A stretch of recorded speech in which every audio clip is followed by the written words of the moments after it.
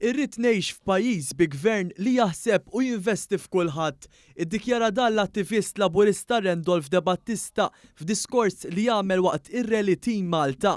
Qabel tkellem il-Prim Ministru Randolph De Battista spjega kif il-Partit Laburista għandu l-kredibilità li jwettaq bosta proposti favur il-kwalità tal-ħajja tan-nies. Għalfejn qiegħataw? Qiegħataw għax irrid ngħix f'pajjiż li jgħannaq u jgħin lil min jixtieq isir ġenitur u mhux f'pajjiż li jinsulenthom. Jien qiegħataw għax irid ngħix f'pajjiż li lil persuni b'diżabilità jgħinhom biex jgħixu ħajja aktar indipendenti.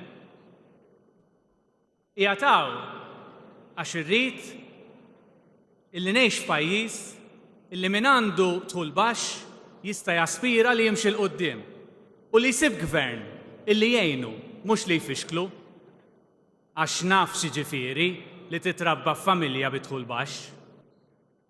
Blajta ta' Malta flimkien Randolph De Battista nota kif hemm kuntrast kbir bejn il-Partit Laburista li jilqa' lil kulħadd u l-Partit Nazzjonalista li fih tiddomina l-firda. Għal dan il-moviment ma tagħmilx differenza lil min ivvutajt fl-aħħar elezzjoni ġenerali jew jekk ivvutajtx. Għal dan il-moviment m'hemmx Malta tal-ħomor u Malta tal-blu. Għal dan il-moviment m'hemmx Malta tan-naħa t'isfel ta' Malta u Malta tan-naħa ta' fuq ta' Malta. Għal dan il-moviment m'hemmx Malta tas-sinjuri u Malta tal-kumplament.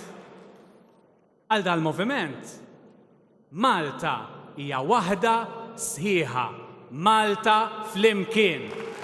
De Battista qal kif kien gvern laburista li wettaq il-progress u l-bidla f'dan il-pajjiż u hawn f'messaġġ ċar appella lil kulħadd sabiex fis-26 ta' Marzu jivvota għal moviment li baqalu ħafna ġid jwettaq għal Malta u għawdex. Li noqogħdu d-dar mhijiex is-soluzzjoni. Li nirriskjaw, li nitilfu dak li ksibna mhijiex is-soluzzjoni. Għaliex is-soluzzjoni hi li ninaqdu flimkien u naħdmu għal progress. Għaliex il-bidla jista' jġiba biss dan il-moviment. Moviment li ġab ħafna tibdiliet imma tfadallu ħafna xi jbiddel.